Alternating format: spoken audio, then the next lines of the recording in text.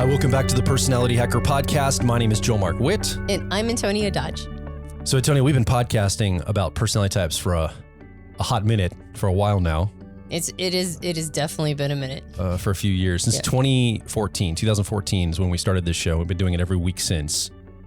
And I've seen a lot of changes in the world since we started Personality Hacker and doing this podcast. Like a lot of changes. I've seen a lot of changes in the last 6 months. Seen a lot of changes the last week, time of this recording. So there's been just upheaval of change. But I would say there's been, there's like the changes that just happen naturally, like life circumstance changes. But then there's like attunement changes, things that people are attuned to or things that they, like the culture shifts, the fads and the culture and the things that people are interested in shifts. And I've noticed since we started doing this, a massive interest in personality types. That's one of the big changes I've noticed. I mean, just writ large, when we first started, very few people knew what cognitive functions were. And so in the early days, we were doing a lot of work on just helping people understand to take their 4 letters, the 4-letter code they have. Like, for example, I'm an ENFP, and find out the cognitive functions that help me, that basically point to how I perceive my world and how I make judgment or decisions in that world. That was a huge thing that's happened in the last 10 years. The other thing I think that's happened in the last 10 years or 12 years, however long it's been since we started this, has been this interest in shadow work. I think when it comes to personality types, but also in like other personal growth arenas, I see the shadow and shadow work coming to the forefront a lot for people, whether they're talking about Jungian concepts or personality concepts like we talk about. Shadow as a topic is in the public consciousness. And I think it ties to people's perception of maybe challenging disorders or things. I think it's associated with things like narcissism and maybe sociopathy or things like this. I think people typically kind of, and not that I'm defining it that way, I'm just think that's that's the area people seem to clump all this together in. Yeah, well, I think almost everybody, myself included, have become armchair psychologists. Yeah, and we've gotten really interested in. We need arms on these chairs. Yeah. Well, I'm using the back as an arm. I'm just an armchair. You have like a French cigarette. That's right. Well, I'm not technically a psychologist, but I'm super fascinated by all of these concepts. Yeah. And so mental health has become very interesting. And I think in part because, it's not uncommon for us to have taken a psychology course in college or whatever. Yeah. And it's, an area that has, psychology used to be a field that was very specialized and actually a little, suspicious. Yeah. Maybe even maligned. Yeah. But it's not that way anymore. It's become more of the, the zeitgeist. Well, it was the online dating of the 1950s, right? Right. Exactly. It was like, you met her online? Like, we were teenagers. That was like what? That's weird. Now, if you meet somebody in real space, that's the weird thing. Yeah. Or you went to a therapist, you must be pretty messed up. Yeah. That's how it used to be. And now it's like, I go to my therapist for mental hygiene. Yeah. So you don't have a therapist. That's the thing. Yeah. Right. Exactly. Yeah. And so I believe that that's all positive. I think it's all very good that we have become more and more open to just basic psychology being part of our lexicon. I think, though, that because of our interest in psychology and that most people have taken at least one psychology course in college, the way that it's taught tends to lean towards abnormal psychology. Yeah. And so we've gotten very interested because we've been taught to be interested in psychology in terms of mental health problems or disorders or abnormal psychology. It's very rare if you have like a course on happiness or on, general, emotional and psychological hygiene. And so because of that, I think that we have become fascinated by disordered behavior. And then I think that ends up down that road into shadow work, because I think we instinctively know that there is a connection between shadow work and disordered behavior, but we don't always necessarily know the direct line. We just know that there's probably something there. And so people get very fascinated by shadow work as part of, it's just kind of a thing in the zeitgeist right now. Yeah. And so we're close to it. So we notice both of those things writ large, right? We notice when society and culture starts to take note of personality types and embody them and really be interested in them. And we've also noticed that shadow work has come on because that's what we deal with. But you listening or watching right now, you might stumble upon this episode and be like, I didn't really notice that as much as you guys are reporting. But here's the final third change I've seen since we started this show that I think nearly 100% of people watching or listening right now would agree with me on, that they have noticed a shift. And this is that everything, I mean everything, has become political. And not just political in our country, but I think political on a global scale in all sorts of countries and places in the world. I think was already starting the rumblings of this for a while. And then when the global pandemic and lockdowns hit in 2020, I think people were stuck at home and they turned on their social media and their televisions and attuned to all of this. And they were like, what in the world? And I think anybody that wasn't political by that point became political, but you couldn't escape it. It was everywhere. It was in your face. It's still is at the time of this recording. It seems to eat everything, eat the world. And it seems to be so ubiquitous and there's no way to escape it. There's no way to hide from it. We've tried to do our best here on this show, being apolitical, not talking about any specific topic that could be mapped to a political party or persuasion, because we have a global audience. We don't just have people from the United States listening. And we think that the politics of the day they come and go. They're fads. I mean, what people were interested or politically motivated for in the 1930s are very different than they are in the 2020s. Yeah. And so these things shift. So we go, well, what's the thing that never changes? Those are principles, human principles of how humans work, how societies work, how groups work, and how individuals work. And if we focus on the principles, we believe, our theory is that no matter what the political wind of the day is, humans can navigate through it. Mm-hmm. Yeah. But if you look at these three things, personality type, shadow, and politics, there is a relationship between all of these. And if you look at the political world maybe as the stage where the performance happens, well, what's going on behind stage? The individuals or the personality types maybe on the stage playing. I'm giving this loose metaphor here. And they are contending with their shadows.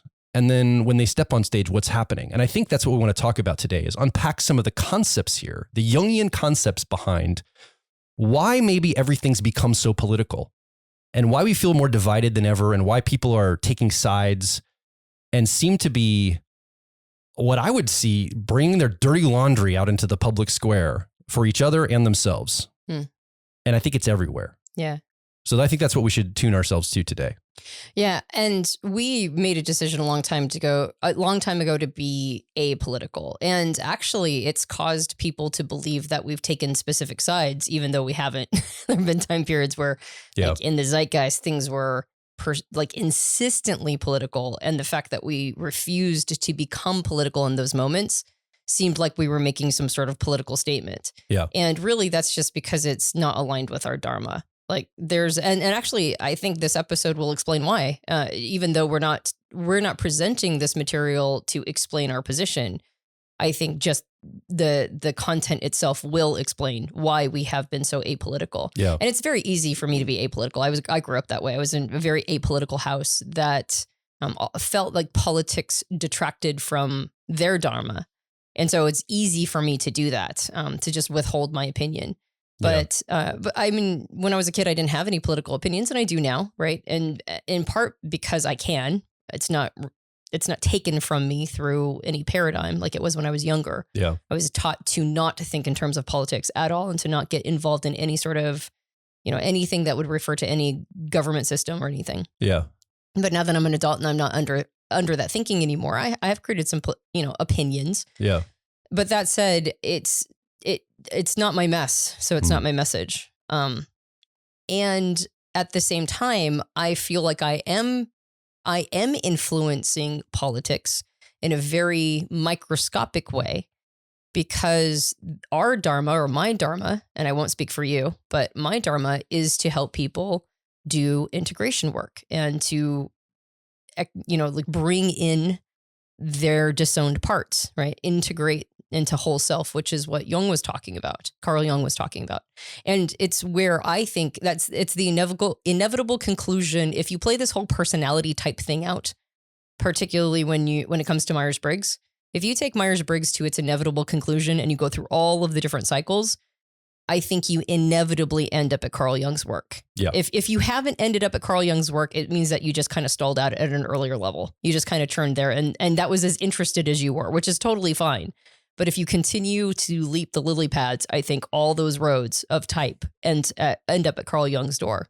Yeah. And Carl Jung discussed the vast importance of doing, integration work. And in his book, Psychological Types, in the book that introduced the foundational concept of cognitive functions that eventually evolved into the Myers-Briggs system with Isabel Briggs-Myers and Catherine Briggs, they based it off the work of that book. But the foundational elements of type were just represented in a single chapter of that book. Yeah. The rest of that book is talking about other aspects of psychology, which are the archetypes of what he called the archetypes of self, the 4 archetypes of self, which are persona, or how you interface with the outside world, like how you're going to show up, how you're going to present and represent yourself to other people. Ego, your relationship to yourself, what you know about yourself. You don't necessarily share everything with everybody else, but this is what you think and know about yourself. Your shadow, which is all your unconscious material, the stuff you don't know about yourself. Yeah. And then whole self, which is all of that and a bag of chips, right? Yeah. The whole thing. And when you do integration work, it means you have to, by definition, become interested in shadow work because that's the disowned parts. And in his opinion, anybody who does that work is actually giving a gift to the political and social sphere. And that was, in my opinion, that was one of the strongest motivators for me to stay apolitical.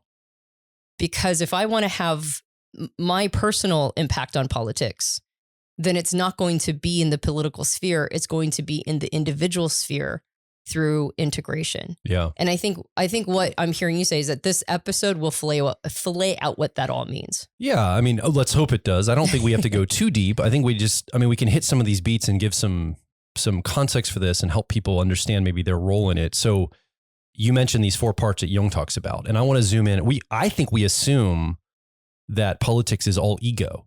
Mm-hmm. And it's just ego. And clearly there's a lot of ego there.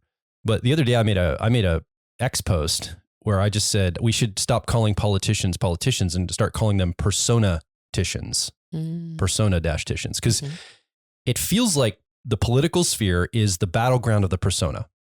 That's what I perceive it to be. And if you look at politicians, I was just watching politicians recently, and I'm watching them, and they're so personaed, right? You get a question from an audience member, or somebody asks you, or the journalist asks a question. They often don't even answer the question they're asked. They will take the question and then reframe it to something else and answer this kind of very sterile, appropriate, contained answer. Most politicians, there's a few that go off the rails very quickly, but most of them are personaed, and they answer something that's expected to be answered, and they keep it all polished and buttoned up. You never really get to see the real them. They never really answer your question. You stay on talking points. Yeah, you never really get to see an authentic expression of this person. And we know that in Jungian concepts, the shadow and persona have a very close relationship with each other. Right. And the more curated your persona, well, usually that's an indication with the clients we work with in coaching and our programs. We know that a person that has a very curated, tight persona, and they have like one thing they show the world, they have a lot of shadow work, a ton of shadow work. Yep. So it feels like politics is the realm of persona, and it attracts people that have a ton of shadow material they're unwilling to deal with. Both the people that are the politicians putting themselves up, and the people that are interested in politics directly themselves as well. Yeah. And I've noticed that people that are on their growth path and they're actually doing deep growth work, they usually don't have much interest in politics. They usually are kind of like, I'm doing my thing. I'm focused on the self. I'm only interested in if it's an actual policy or something that I care about topically that this interfaces with, but I don't just care about, quote, the subject of politics in a general way. Yeah. I think there is a bit of that. I want to go back to when you said that there's a relationship between persona and shadow. I think we did episodes on this in the past, the link between those two things and why an overly curated persona leads to more shadow content. Yeah. I think we did like an entire episode, at least one. And that was this thing that I was talking about and you were talking about for a while there. So I'm sure that there was like more than one episode we mentioned it. But just as a Cliff Notes, the reason why the more curated your persona, the bigger your shadow content is because we understand shadow work through triggers. Yes. We understand it through other people reflecting back to us information and content that we would not otherwise see on our own. But if our persona is overly curated, it means when somebody reflects something back to us, we don't take it seriously because we don't think they saw the real us anyway. So when we do get shadow material triggered, we don't take it seriously. Yeah. We don't go, oh, that's something I should contend with that. We just go, well, that person, they don't know what they're talking about because I'm not showing them the real me anyway. So that's why when your persona is too curated, your shadow material not only does it stay the same, but it also has an opportunity then to grow. And the persona is what you show the world of yourself. That's right. If you don't know the definition of persona, that's just basically the interface. It's the quote unquote face we see of you. Right. Yeah. Comes from the root word mask, which refers to masks on stage that amplify voices and amplify sort of facial expressions, not because they're fake, although they can be, but because they're amplified so everybody can see them. And so your persona and your shadow have that relationship to each other. And to go to your next point, which is that people who are super into politics tend to be personaed people. I don't know if I find that to be as true. I do find politicians to be very personaed. And then I would say anybody who uses politics as their identity. Okay, maybe that's what I mean to say. Right. So I think a person can be really into politics and be very interested in where the course of history is going right now. I tend to like things that are more core principles that are timeless. But this idea that politics is a fad, I don't think that necessarily means it's unimportant because, and it is faddish. It's like politics very much are memes and idea viruses and they have like a gajillion different nodes in the system for why they're emerging in the way that they are. So it's actually a fascinating study of culture and moments on the timeline and disruptive events and technologies and, just the development of humans. Like it's actually one of the most interesting sociological subjects, in my opinion. Yeah. If a person uses their political affiliation to define themselves, though, that is usually over personaed because you're using something that isn't an integrated self as your persona, as the thing that you're showing to the rest of the world. So then you run into that same problem as before, which is if somebody reflects back to you that a triggering, or like you get something reflected back that's triggering to you. If you're defining yourself by your political, alignment or your political party, then they're not actually reflecting you back to you. You know that. Your entire mind knows that. And so you can disregard all of those moments of triggers. You can say, that's more about my politics. And so unfortunately, if you turn politics into an identity, it means you're going to have the same problem. You're going to have a very large shadow because the content that is pointing your shadow back to you, you're not going to pay attention to. Yeah. So it's the same challenge. So I would say politicians and those who use politics as their identity, they are the ones who tend to have big shadows. Well, and Carl Jung himself talked about these ideas. Mm-hmm. We're not just talking about this for the first time. I mean, Carl Jung, if you go back to some of his work, in fact, Antonia, I think you've got some things that you have to maybe even reference today. I don't know what context you want to bring that up in, but I know that, we're not inventing this idea that our shadow persona and the political sphere have a relationship with each other. No, I actually think that it was his dharma too. Yeah. I think because he lived through World War I, he lived through World War II. He wrote most of his collective works. In fact, I think almost all of his collective works were written after World War II. Now, that doesn't mean everything he ever wrote. He wrote essays and papers and all that stuff. But anything that's in his collected works volume, I could be wrong on this one, but I'm fairly certain he wrote everything basically when he's like in his 70s and 80s.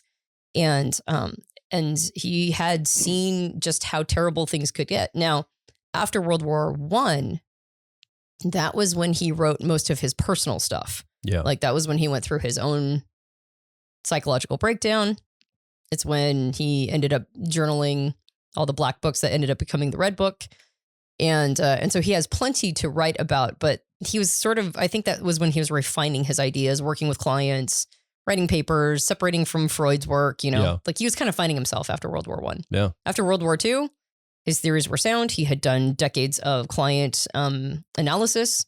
And it was a theme he wrote over and over and over again in his work. And so, I did mark something in one of his books that I want to read, which talks about the connection between doing your shadow work and how it plays out in the outside world. And I think, again, I believe that this was a major component to what he was introducing to the world, because he thought it was actually the solution to no longer having that kind of level of strife. The authoritarianism, the willingness to harm huge amounts of people, all of that stuff he believed could be solved through doing one's own shadow work.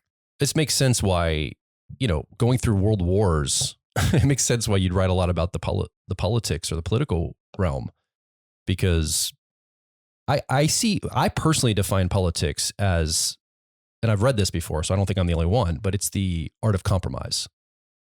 And it should be a collaborative experience. It shouldn't be a combative experience. I think, unfortunately, the political sphere has become versus. It's like this versus this. But if it's done well, it should be, we have ideas that conflict, but our goal is to come to compromise for the betterment of the entire society. Like, that's the point. We're supposed to have differing opinions and then workshop those down to something that we can both agree upon, or all of us can agree upon, because there's more than just two sides that we can move forward with. Yeah. I think that's what it is. It's the art of compromise. But if you can't compromise, then you enter into direct conflict. Yeah.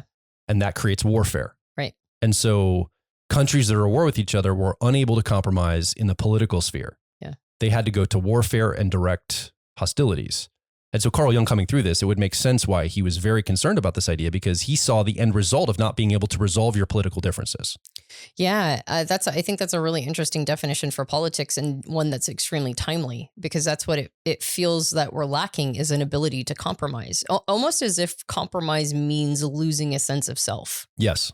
Like, if I compromise in how things will, like policy will roll out, it means that I've somehow compromised who I am as a human being. Yes. And my values and my convictions and my ethics. That's right. Yeah, exactly. That all go along with that. Well, and that's the danger of turning your politics into your identity, is that if diplomacy requires us and politics requires us to meet halfway, but meeting halfway means I'm losing who I am, then you're going to have a lot of incentive to fight tooth and nail and to try to get everything you want. Well, and the somebody right now listening, and I don't care where you are on the political spectrum, especially if you're listening at the time of this recording, you're going to say, but you don't understand, Antonia. That's right. The other side is so fill in the blank, how horrible, awful, everything. That's right. That it isn't about compromise anymore. It's about winning over the unethical, terrible side over there. That's right. It's all an existential threat. Right. Which brings us back to shadow, meaning this goes back into, I have the inability to accept the shadow on that side, because really it's reflecting my own shadow, if I'm really being honest about it. Right. I can't accept it. So I have to defeat it, obfuscate it, overcome it, and pretend it doesn't exist. Because if that shadow can exist in this world, if half the population believes XYZ, they're going to reflect back to me the parts of myself I don't like to see. It cannot exist. It cannot coexist alongside of me. Yeah. It has to be eradicated or won out over. I think a lot of people have this position. And it doesn't matter what your political persuasion is. That's how a lot of people feel. Yeah. Yeah. And politics is no longer about compromise. It's about defeat. And so what if we change the conversation from politics is an art of compromise to politics is an art of acceptance? Not toleration, not tolerate, but accept, because when I accept the other side and the shadow, I realize I'm accepting myself too, because I have the same fill in the blanks of darkness inside of me. Yeah. Well, and Jung said it actually is acceptance, but it goes the other way. It's not accept others to accept self. It's actually accept self to accept others. There you go. I'm going to, if you're okay with it, I wouldn't mind. I mean, I don't know how often I read on the podcast, but I want to read this excerpt in Jung's book, Psychology and Religion. I cannot remember which part of the collected works it is. I can't remember which volume it is. So my apologies for all of you Jungians who like to go to your collective Someone works. in the comments, leave us a comment, let us know which part of the collective works it is. And we'll see them between all the salty comments that are letting us know that we're totally wrong about this and that the other side actually is pure evil. Yeah, exactly. It'll be from both sides or all sides, I'm sure, from multiple perspectives. Multiple countries too, because this isn't just US centric. The most dangerous thing to be is a centrist. We all know this because everybody hates you because you're not on there. If you're on the other side, they at least understand that. If you're on nobody's side, well then you're pure evil. So it's in the book Psychology and Religion, and I found it under the chapter called A Natural Symbol, and it's basically I don't know, about midpoint towards the end. Jung says, we must still be exceedingly careful in order not to project our own shadows too shamelessly. We are still swamped with projected illusions. If you imagine someone who is brave enough to withdraw these projections or not to project things onto others, all and sundry, then you get an individual conscious of a pretty thick shadow. So when we stop projecting our stuff onto other people, we start to realize how large our shadow is, because we can't just punt the ball, right? We can't just kick the can over to somebody else. We're like, oh, this is mine. Oh, there's a lot of stuff that's mine. Oh, this is really big. So you end up becoming aware of, a lot of material, or at least even if you don't know the individual material in there or the content, you at least know the terrain is large. Such a man has saddled himself with new problems and conflicts. He's become a serious problem to himself, as he is now unable to say that they do this or that. They are wrong, and they must be fought against. He lives in the house of self-collection. Such a man knows that whatever is wrong in the world is in himself. And if he only learns to deal with his own shadow, then he has done something real for the world. He has succeeded in removing an infinitesimal part, at least, of the unsolved, gigantic social problems of our day. These problems are unwieldy and poisoned by mutual projections. So we're all projecting on each other, which is adding sort of these veins of toxicity in all of the social climate. How can anyone see straight when he does not even see himself and that darkness which he himself carries unconsciously into all his dealings? So in Jung's opinion, the reason why we have so much toxin and poison in our social spheres is because we are mutually projecting like crazy, right? We're unwilling to bring the challenge in-house, to see our shadows, to understand that they are thick, right? Or large, the terrain is big, that maybe that's the area we should be focused on, and, moving that content. Really what shadow work is being aware of something and then moving it from the shadow or the unconscious into the ego or the consciousness. The second we start to own these parts, these disowned parts, now they're not shadow material anymore. Now they're not in our unconscious. Now they're in our conscious awareness, and they now become part of ego. Yeah. But if we don't do that, if we keep mutually projecting our shit onto each other, well, then that's when we get these time periods of intensity, these time periods of, no, you can't be right even a little bit. Because if you're right even a little bit, that reflects back to me that I might be wrong a little bit, right? Like I have to contend with that. I have to bring that problem in-house.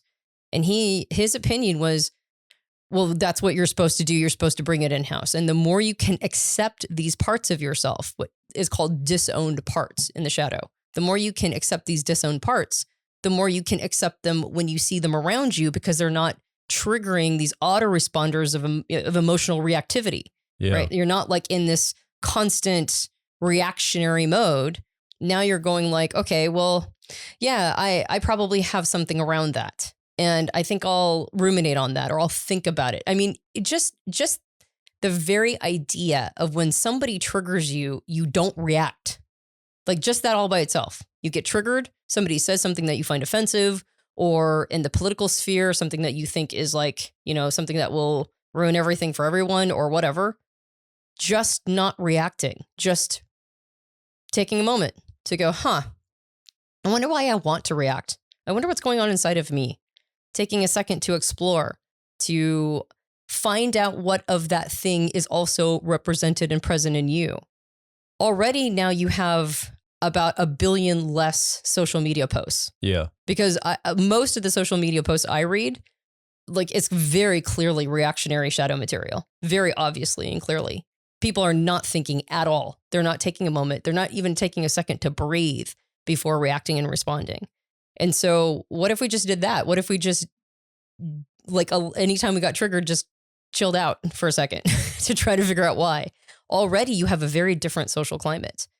And in politics, if everything the quote unquote other side gets you all riled up, then according to Jung, what inside of you is actually being mirrored back? Yeah. Like, what is the thing you're taking exception to that is actually inner work?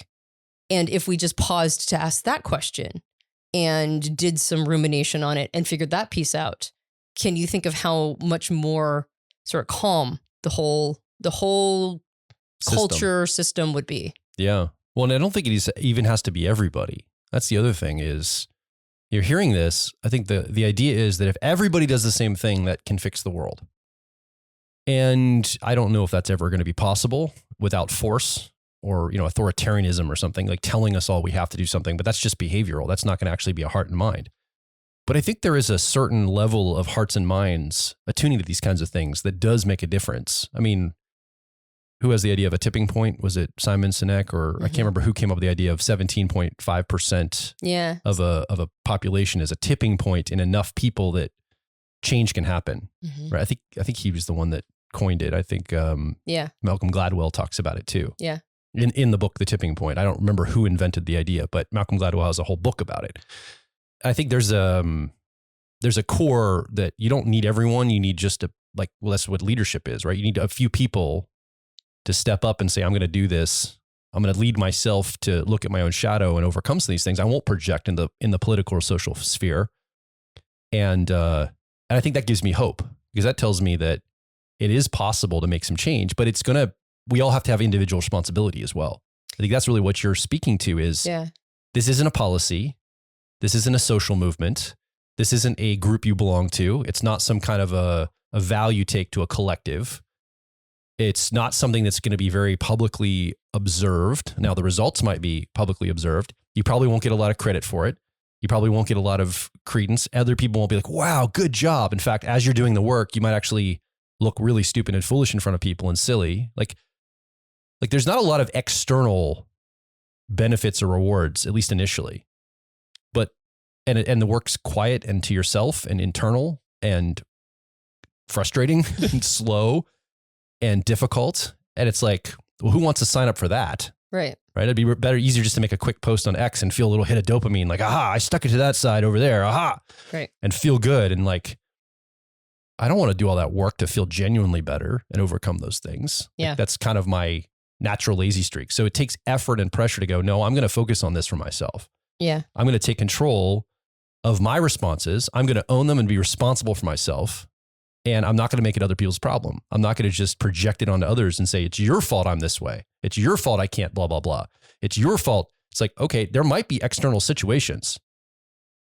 And also, what can I bring in-house? What can I look at? And what do I have influence over as the node in a system of my life? Yeah. Well, anything that is worth having usually is earned. Yeah. And we very rarely get things the easy way. Like if something just gave you a quick dopamine hit, it probably wasn't a hard thing that earned you something important. It was probably a cheap thing that got you a little sugar hit for your brain, and then you move on to the next thing.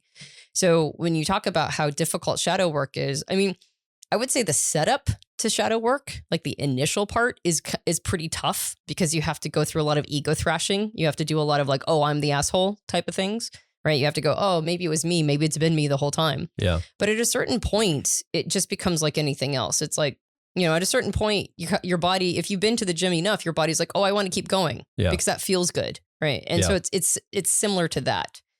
But that said, I think it's really forces people to put, in my opinion, it's put your money where your mouth is. There is a lot of rhetoric in the world around being an ally and doing things for the greater good and being altruistic. And, like all of this, I'm really invested on all of this because I want a better place for my children. And I really believe that the other side is going to create a worse world. And so there's all this talk about how this behavior is altruistic, but political altruism starts with doing one's own shadow work. Like that's where it starts. You cannot be politically altruistic unless you're dealing with your own demons, because otherwise you're just projecting everything onto the other guy. And that's not going to end up creating good policy. It's going to end up creating reactionary policy that is designed as a coping mechanism. Like how much of this is just coping mechanism, particularly in politics, where we're trying to keep ourselves from seeing things that are very inconvenient. Yeah. So if a person says that they are responsible and altruistic in the socio-political realm, and they are reactionary, and every time, like they're always trying to, fight for whatever agenda they're aligned with that's part of their identity. And they won't hear new information that comes in or new data and research. They won't hear when the other side has a point, right, that they should be listening to, that they should be opening their mind to and reevaluating. When people refuse to do all of that, when they just, as soon as they see a particular political candidate, or when they hear a particular policy, or when, like anything that triggers, quote unquote, the other side, and they get all riled up, there is no altruism there. There's only a desire to escape one's own shadow content. In fact, I would say that it's incredibly selfish. It's basically a coping mechanism writ large. Yeah. So there is no altruism there. So to me, even though it is all the things you mentioned, which is hard and means we have to take responsibility, and there's a lot of stuff in there, I think that it's the actual money where your mouth is. If you believe you're a compassionate person of empathy and of true adult responsibility, this is where it starts. And if you can't get over it, if you can't get to a place where you're at least aware, I don't even think you have to do all your shadow work. I don't even think that's a thing. I don't think any human being can do all their shadow work. Yeah. But they need to be aware of it. They need to account for it. They need to pause before they attack. They need to not make assumptions that the other guy, whatever that means, is always wrong. And if you can just get those basics down, now you're qualified to actually have a real political conversation. But until you have those things, like, it's just going to keep playing out over and over and over, because the specific politics of the day are incidental. This is an energetic cycle that happens in humans and has been for time immemorial. So you're just caught up in a cycle. You're just caught up in something that humans do and have been doing and have been doing for a long time. I mean, as far back as hitting the other guy on the head with a cudgel because he said something you didn't like, right? Or he's trying to take your stuff or whatever. Like, this is ancient. And so being reactionary is very ancient. Using these kinds of things as your identity, right? And not questioning the self. This is all ancient stuff. So if we really want to ascend as people, if we actually are cycling up and spiraling up, if we are becoming smarter, we talked about at the beginning of this episode, a bunch of people are armchair psychologists. Why? Because this is a really powerful and important technology that came on the scene that humans can tell helps move us forward, right? Like, as a species, we move forward when we understand basic psychological concepts. It's a very powerful technology. So we tend to spiral up in all of these different ways. But one of the ways that we struggle to get better is just contend with our own bullshit. Yeah. That's the thing that still keeps us anchored to ancient practices of beating each other up because we don't know any better. And so I think Jung's statements of even if it's infinitesimal, right? What did you say? Infinitesimally is moving towards, like less poison in the social and political sphere. Well, one person, it doesn't matter, but in aggregate, it does matter, right? And like you said, and maybe it's just a tipping point of leadership. Yeah. But and so we need to stop using political theater as our entertainment. Yeah. I think that's a big piece of it too, is not just allowing, because I mean, that's a whole other subject, is that when we use stories and myths to understand shadow work, which is what we've been doing, Marie-Louise von Franz, who was a student of Carl Jung's and has written some fabulous books on Jungian psychology, particularly fairy tales. What was it? Something, The Shadow and Evil in Fairy Tales. Mm-hmm. She very much talks about this. And what we've done is in apocryphal tales and in myths and in fairy tales, we play our shadow out because it's easier to understand it through entertainment, through these stories. But when we turn politics into entertainment, now we've turned it into a way for us to understand our shadows. And now we want our shadows to play out in it. Does that make sense? It's like we kind of hope it will, because then we can understand ourselves more through all of this theater. Yeah. The challenge is that politics isn't theater. Like, we turned it into that, but that's not what it is. It's governance. So if we turned something that's meant to create policies and governance rules that impact our day-to-day lives, if we've turned that into theater so that we can understand our shadows, but it's just real enough for us to attach to it, now we are like, it's almost like we're playing shadow games in politics all the time. And it's turned into a pretty toxic cycle. Yeah. I think on a very personal level, one of the things I wish didn't happen to me in all of this. So we talked about all these changes and everything's become so political. The result in my life in a very personal way is I become extremely cynical and I hate it. I used to have much more optimism and possibility thinking. When I saw something, I would give people the benefit of the doubt, no matter who they were.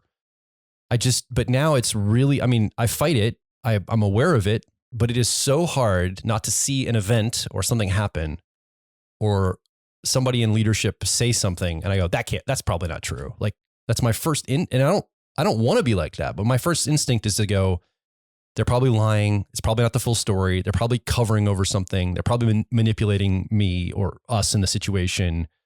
There's no truth to this. There's no authenticity. They're in persona.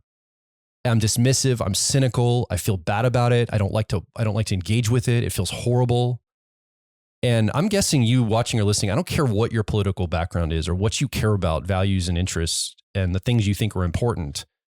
I would guess all of us don't want to be cynical about our lives. Like we might have gotten addicted to being cynical, but I think a lot of people struggle with cynicism. And I think that's the thing that I want to get rid of. And I wish I could have a more hopeful, when I see somebody, I can go, that's a genuine person speaking from a genuine place about genuine topics to genuinely help people.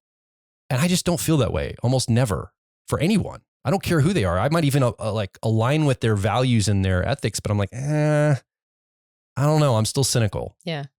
And I just hate that. I hate being cynical. I think we have conflated skepticism with cynicism.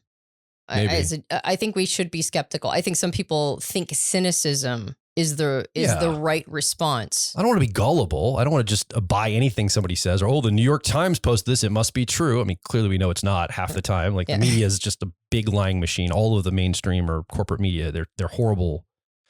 They're horrible and they manipulate us all in all these different countries, right? And that's the nature of it. And we know that as humans now. We're all becoming aware of just how dark and manipulative they've all become. And that makes sense. They have to make money. That's their guiding star, right? They're not there to inform us or help us have a better society. Right. These corporations want to gather more resource. That's their driving goal. And so whatever gets them that, they're going to do. Yep. Even if it's not a direct resource grab, it's going to be something in that arena.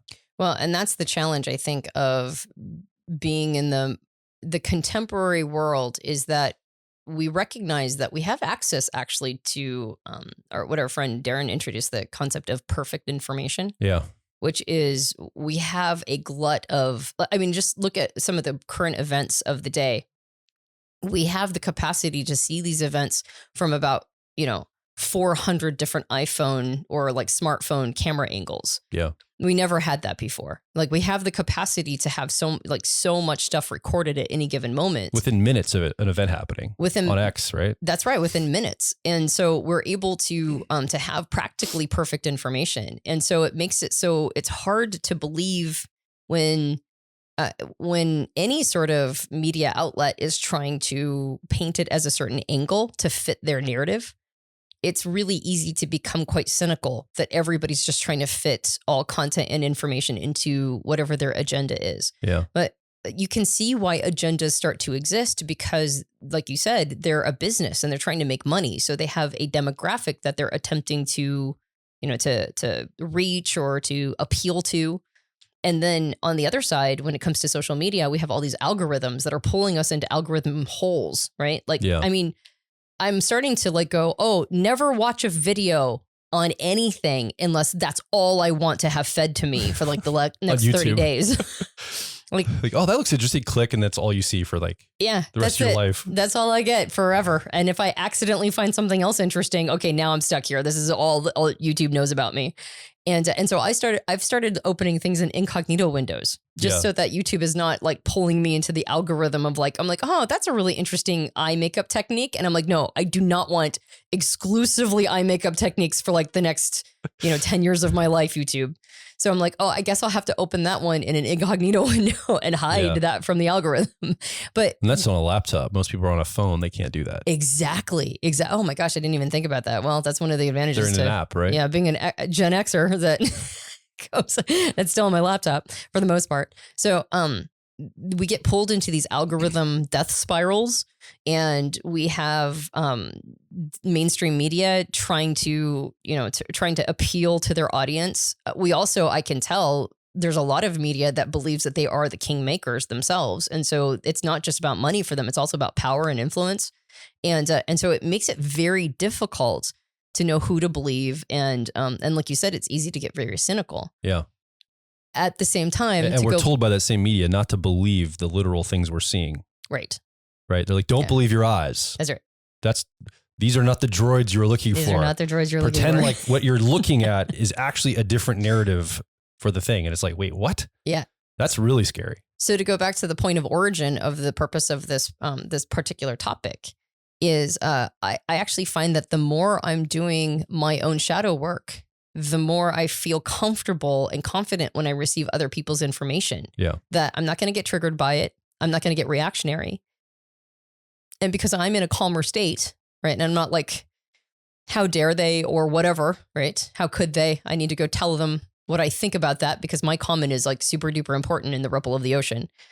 If I'm not in that space, then I can look at it with a little bit more of an authentically skeptical tone, but not a cynical tone, because I'm already seeing where the person, I can kind of see the angle that it's coming from, and it doesn't offend me. Like I don't care what angle a person's coming from. It's okay, right? Like everybody's doing what they're doing.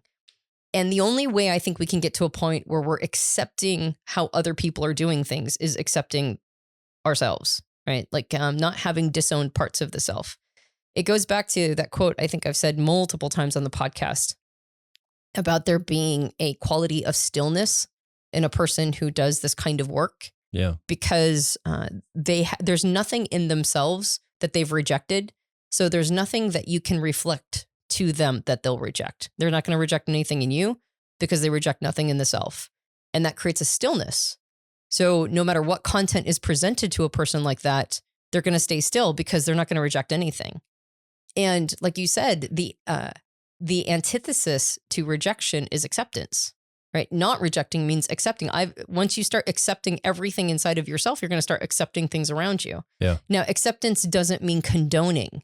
It doesn't mean agreeing. It doesn't mean, allowing, nurturing or amplifying or allowing terrible things to happen. Accepting what is doesn't mean that you allow that thing to continue on if it's not healthy, but you're not triggered by its existence. You understand that you can do nothing about the fact that it just is. It's just reality. It just is. This is what is happening. And the more we're in a fantasy of believing that our disapproval will somehow change that thing to be different than what it is, like that's fantasy thinking. So it's in the same way with ourselves. It's like, if I just ignore all the stuff I don't like about myself, maybe it'll go away. It's like, no, it actually gets bigger. That's the wrong way to go about it. Yeah. And so once you start accepting things in the self, not condoning them, not continuing them, not allowing them to fester, right? Attempting to ameliorate. But how do you know how to improve something if you don't know what your actual starting point is? If you don't know what your you are here dot is? So acceptance just goes, this is my you are here dot. This is actually what's happening right now. And if I don't have to reject that, if I don't feel like some sort of, ethical reason to reject it and to go into some sort of disapproval spiral, right? And let everybody know how salty I am about all of it, then I can actually work with what it is, right? I can work and not be entering that space with a fantasy in my mind, but entering it with an acceptance of reality. And then from that point on, once you're in a space of acceptance, now you can compromise. Now you can meet halfway, and you can also understand, number one, when people have a point, because it doesn't matter what your political persuasion is. The other side actually is right about a bunch of stuff. The other sides, by the way, it's not there's not just two sides anywhere in the world. There's multiple opinions and perspectives. That's right. Exactly. And the other sides. But oftentimes we go pretty binary and go, well, there's a particular other side, right, that I don't like. Sure. But whatever it is, there's a bunch of stuff they're right about and you're wrong about. Yeah. Like a ton. And vice versa. There's a bunch of stuff you're right about that they're wrong about.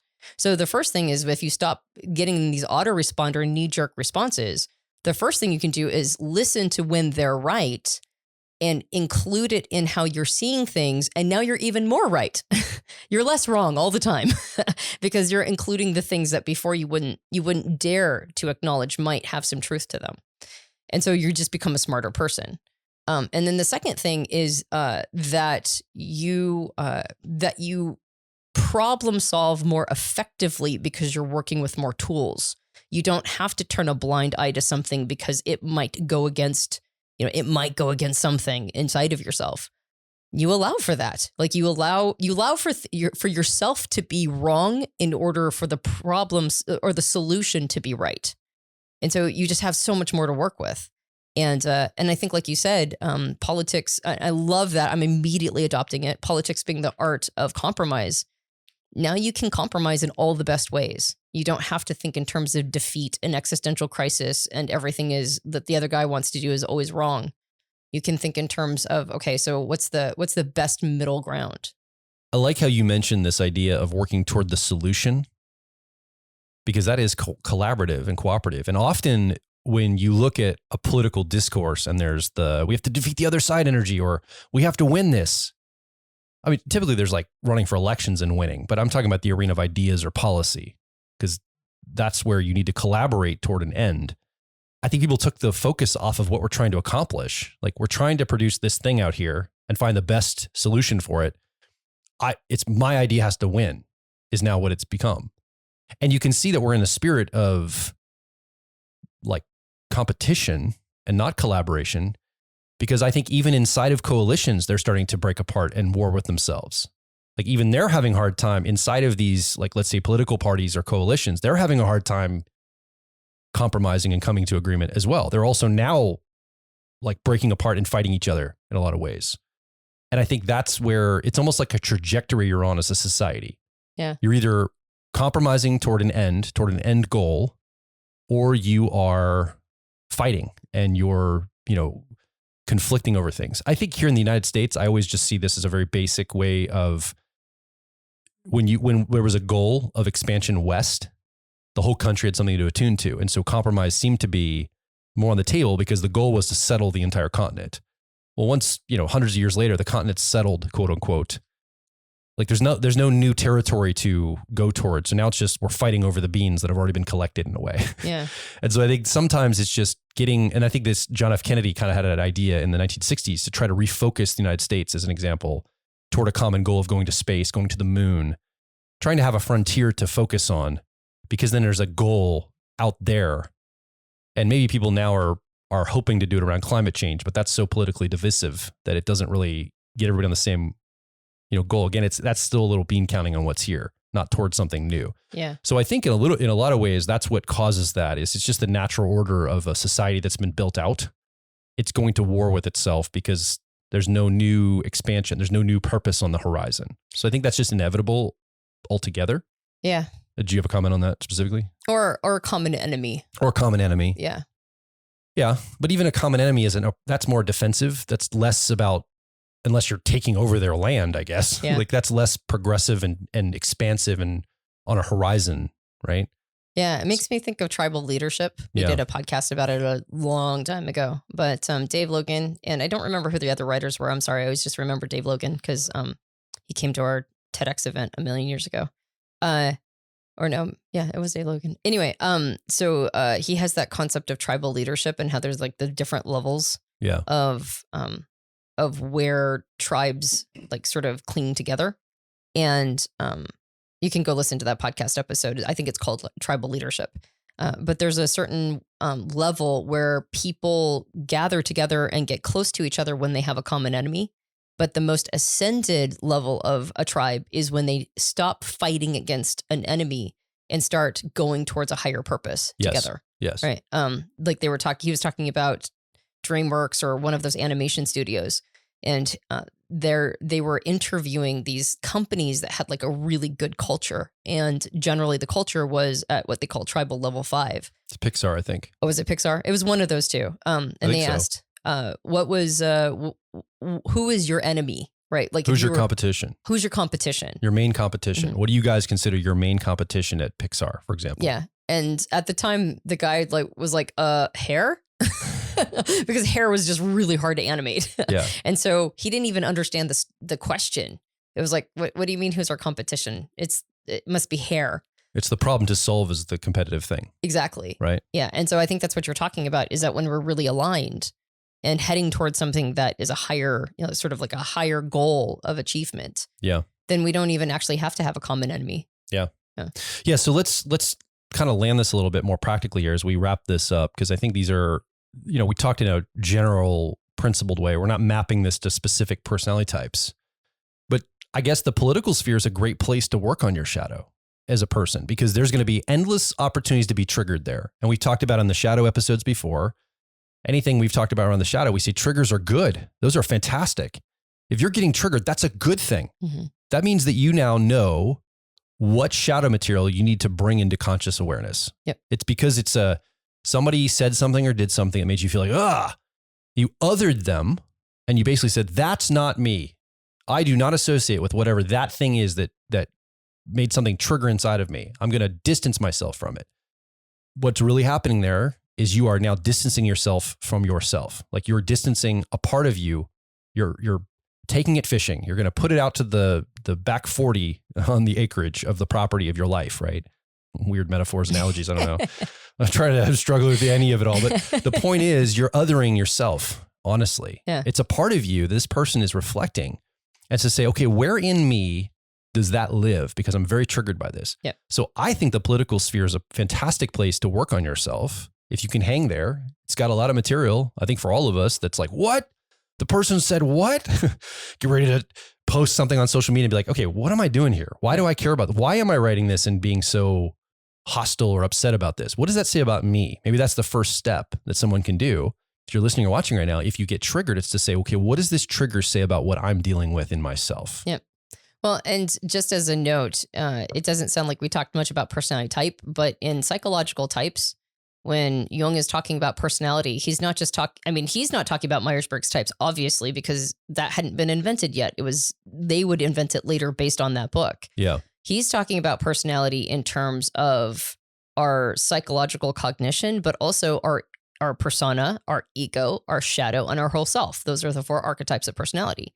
So we are talking about personality, just not personality type. Exactly. And personality encompasses more than just type. It encompasses all of these components. And a big component is shadow. That's a big part of our psychological makeup. And so when we talk about personality and shadow and politics, we are talking about the darkest, murkiest part of our actual personality. It's just all the stuff we're disowning. Yeah. And that stuff plays out in the political and the social sphere. That's where we see the dance happen in front of us. And so, like you said, politics is a fabulous place to do this. Any sort of organized paradigmatic collection like religion is also a fantastic place to do this. And I would argue that politics have started to remind me of religion quite a bit. Of course. Yeah. When you're talking about like even within these demographics, there's infighting. The first thing that comes to my mind is like Baptist churches of our youth, that there'd be a Brethren Baptist on one side of the road and a Brethren Baptist on the other side of the road. And you're like, what's the difference between those two churches? It's like, well, they think it's important to baptize backwards and they think it's important to baptize forward. And so it's like, you have to have 2 churches for that. And they're like, oh no, there's this huge meltdown. There was like this major problem. And then they ended up splitting into 2 different factions. It's like, I'm starting to see this in the political sphere in the same way that we saw it in the religious sphere decades past. Yeah. Yeah. Yeah. And so I think that politics is an opportunity to get triggered and to look at our shadow. And then I think a collaborative frame is the next thing to maybe weave into our experience, to say like a quick check and just say, am I in competitive frame right now or collaborative frame? That's the other real practical thing I think you could take away from this podcast. Yep. So triggers are good. They point to our shadow. And then you could say, am I competitive or collaborative? That's another question I could say, would come up for me. What are some other practical things, Antonia, from your perspective that you maybe yourself are associated with when you're looking at the political world, or you would give advice to somebody else that maybe is, because at the time of this recording, we're getting ready to go into probably one of the most intense political time periods of our lifetime, potentially. I mean, that's what I'm projecting. In the country that we live in, yes. In the United States. And I would say it affects the rest of the world. It doesn't really even matter if it's just United States policies or politics. Yeah. The globe is attuned to this right now. I would agree. Yeah. And so again, I don't know how well what I just said will age to the future. Who knows what happens? And I want this to be a very principle-based podcast, no matter what time you're listening to it. Yeah. But at the time of this recording, a lot of stuff's going down. Yeah. It's intense stuff. So I think there's a couple powerful shadow questions that I ask myself on a pretty regular basis. Whether or not they have the desired results, that varies. But sometimes it's actually pretty beneficial. The first one is one of my favorite questions to ask myself on a daily basis is, what am I lying to myself about? Like and especially if I'm heated, I'm upset, things, like I'm all salty about something. Yeah. As quickly as I can, I try to go, okay, what am I lying to myself about? Because as soon as I have clarity, even if the clarity doesn't work in my favor, I almost always diffuse my tension because I can see what's going on, and my job is to accept reality as it is. So as soon as I answer the question of what am I lying to myself about accurately, I usually find my emotions diffuse, and I'm no longer upset or salty. I'm just looking at reality and going, okay, how do I work with this? And the second question is, what am I disowning in myself? Like, what part of myself am I refusing to look at? Because it is a part of me waiting to see it. And the more disowned parts I have, the more they're trying to get my attention in the most obnoxious ways possible. Like, they might encourage me to do things that are against my values. They might encourage me to do things that are harmful to other people. These disowned parts will get my attention one way or the other. And I can either do it through actual, acknowledging, accepting, and integration work, which is not easy, but it has so much less fallout, right? like it's not like it's not a situation that's forcing me to integrate a part of myself because now I've done a terrible thing and I have to own it. Yeah. Right. So the implications are a lot more calm. And so those two practices for myself, what am I lying to myself about? And what in myself am I disowning? I think if you don't ask yourself those questions, it seems to be the source of a lot of physical, emotional, and mental health issues. Mm-hmm. Not all. I mean, seriously, there's chemical imbalances. There's actual physical things going on. Yeah. But there's a lot of things that we do have more in our control or influence around mental health, emotional health, and even physical health. Yep. And if we start with the mental health aspect of it, I think that a lot of our mental health issues, not all of them again, but a substantial amount come from disowning parts of ourselves and not asking what are we lying to ourselves about, and then building a house of cards around our persona, rejecting the ego. And now it comes out in like weird, I'll use in air quotes, disorders. Non-normative behaviors, non-normative things that we have to contend with and struggle through. And I think people know what I'm talking about. I don't think you have to tiptoe around that. Somebody might get salty and say, no, it's not my fault. It's something else. But I would say that most of psychology is trying to bring the mind whole. Yeah. Trying to bring the self whole. Yeah. And disorders are generally based on complexes that are based on, or like coping disorders based on complexes, based on gripped complexes that are disowned parts, that's basically most of what therapy is. Yeah. Or really should be. Yeah. So I don't think you have to like worry that somebody's going to be like, well, no, my health issues are 100% different. It's fine. That's fine. But a lot of health issues can be at least addressed through proper psychological hygiene. Yeah. And mental hygiene happens through mental hygiene, right? And so, I think that's generally the algorithm. And then the final thing I'll just say is, and then we can wrap up. I believe that shadow work is involved and associated with spirituality. Mm-hmm. And I think that if we reject shadow work, we're rejecting our spiritual sense of ourselves. Mm-hmm. And I think that I'm not talking about religion. I'm talking about a sense of something that's bigger than us, a spirituality it's a transcendent viewpoint or a transcendent experience of some sort. That's how I'm defining spirituality here. And I think we cut ourselves off from magical, transcendent moments and experiences if we don't go through this work and look at our shadow. So at first it's going to be tough. We have to get triggered. We've got to look at material. We've got to be honest with ourselves. We have to do the work when other people aren't. And it seems very unfair. Like I'm working on myself and that other person over there isn't, and they're still projecting onto me, and they're blah, blah, blah. You have all this like frustration that it feels so unfair. Well, why should I have to do that if no one else is going to do it? Yep. Right. But it does start to change you, and you do have a sense of self, and they change. It may not get quote unquote better in the way you define better, but it does get different. And I would just argue that you shift the way that you approach life. And I do think life gets better ultimately in a long enough timeline, a big enough framework. And then I think what happens is it opens you up for spiritual experiences, transcendent experiences, which opens you up to wisdom, like taking knowledge into wisdom. Now you have wisdom because you understand more about who you are and about what triggers you and the darkness and maybe the shadow. And by the way, all shadow isn't dark. Some of it's just unconscious. Some of it's really good parts of you that you're not looking at either. Like amazing talents. You know, you're a shadow artist, maybe like doing something that's just ancillary to the thing you should be doing in your life because you can't see it because it's in your shadow of the thing that you're here to do, the purpose, passion, and mission of your life. Well, again, that might live in the spiritual realm in your shadow you need to see. So this isn't necessarily bad stuff all the way down. There's good stuff in here too to look at the shadow. And I think it opens us up for those. So if you feel like something's missing on a very deep, spiritual, energetic, higher purpose level, it probably has to do with some of these levers. It probably means that you could look at your shadow more and you could work on yourself in these ways to open some of those energies up and see some of those possibilities in front of you. Yeah. To go back to your point of why should I have to do this if nobody else is, or it doesn't seem anybody else is, and it's hard, and like what's my incentive? A while back, and I'm sure I've mentioned this on the podcast before. Unfortunately, I say things in so many different places. I never know what I say where. So, stop me. Repetition is fine. Stop me if you've heard it. Have you heard like how many stories have you heard from like Tony Robbins tells the same story over and over and over again, or other people tell the same story, like fair enough. Writers and speakers and podcasters, like Richard Branson, man, he tells the same freaking stories over and over and over. Okay. You're fine. Okay. I'll just tell You're just the getting same thing old. over. That's fine. I'm just getting old, right? Like That's my what dad. old people do. Definitely heard the same story from my dad 4 billion times. So, okay, fair enough. Just becoming my father. So at a certain point, I realized I was like, well, I'm the only person that was there when I was born that's going to be there with me when I die. Like all those people that were there when I was born, none of them will be with me throughout the entire journey. And really special, important people have come into my life and some have left. And I'll have really special, amazing people enter my life in the future.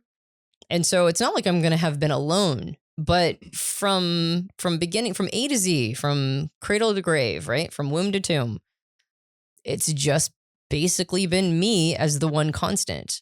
If I'm going to be my travel buddy through time, if I'm going to be like my most constant backpacking buddy through this entire timeline of existence that I get, wouldn't I want to know who that person is?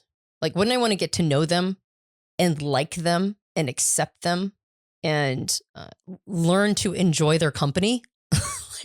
like if I'm the one person, right? Like, isn't it kind of, isn't it a little masochistic if I don't do that? Yeah. And one of the best ways to like myself is to accept myself. And one of the best ways to accept myself is to accept all the parts of myself that are trying to get my attention and might encourage me to take actions that aren't the best actions to take. And when I do that, I like myself less, right? When I take actions that are inconsistent with how my ego sees itself, I take a self-approval hit. I like myself less. But if I can see these parts of my shadow and integrate them, if I can know who and what they are, and I can accept all these disowned parts, well, now I have nothing to reject. Now I get to just like this person. And so while it's not easy work, it's pretty straightforward work. Yeah. Right? It's not easy, but it is straightforward.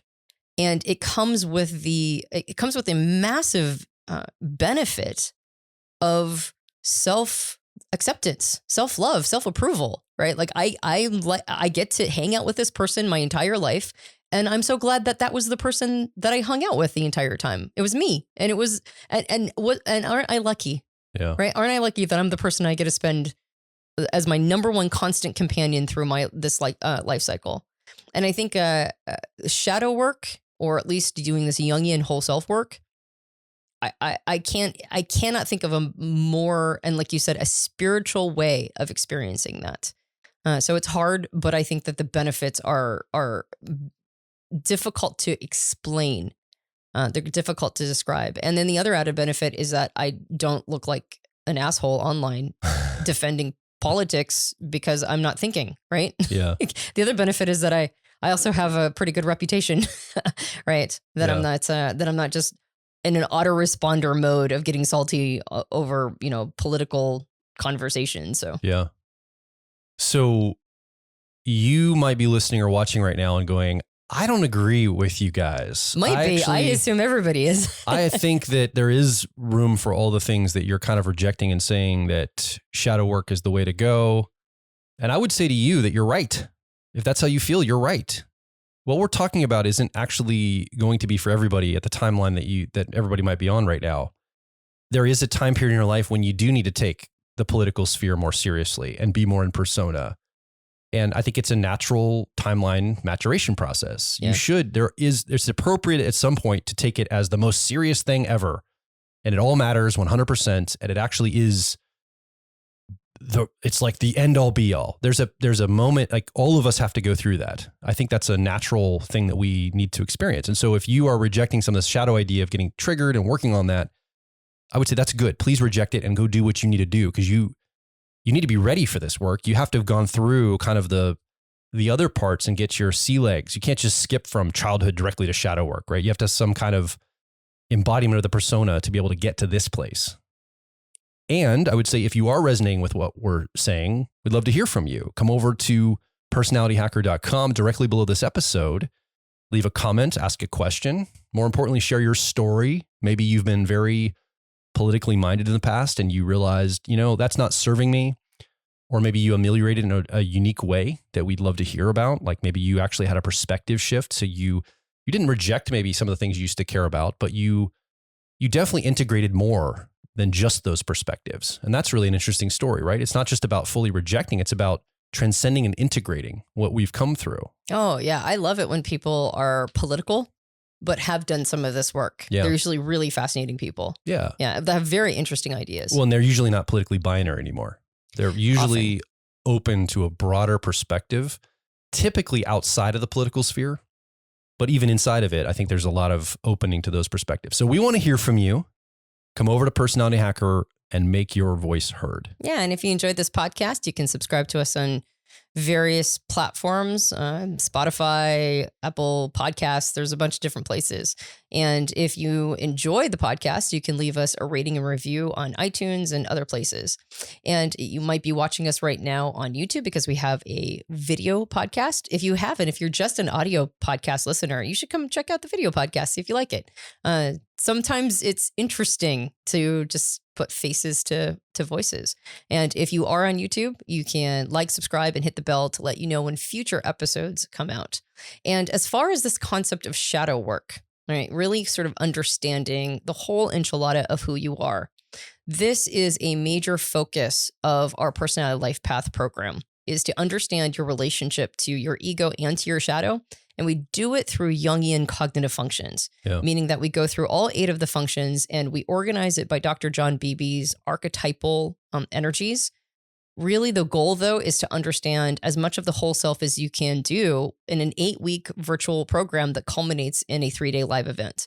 I've heard from a lot of people that it's a total game changer, and it's one of our favorite programs to do because we always learn something from it as well. So if all of this sounds right, if it sounds like, actually, this is the time for me to understand all of these aspects of who I am, go to personalityhacker.com and look up the Personality Life Path program and find out which one is coming up next, because there is enrollment periods that are happening at certain time periods of the year. Yeah. Find out which one's next and see if this is a good program for you. I can't echo your recommendation of Personality Life Path enough, Antonia. I think it is a world-class program. I think it's becoming our life work. We've had just in a very short period of time, almost 100 people go through it. And I would say a large percent of those people have said this has actually changed their life, not just it's changed my life in a theoretical way. Like jobs have been changed, relationships, career paths, dharmas have been found, like life purposes have been found, huge shifts in what people are doing now